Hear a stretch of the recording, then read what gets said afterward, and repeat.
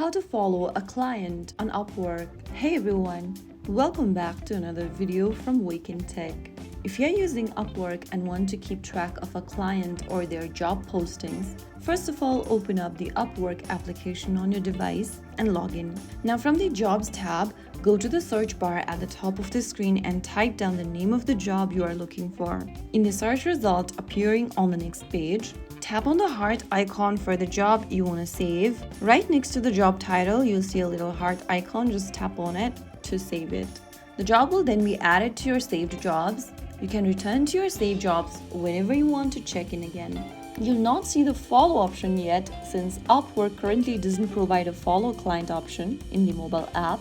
Instead, you can save the client's job posting to easily find it later. So that is how you can do it. If you found the video helpful, don't forget to like, share and subscribe to our channel.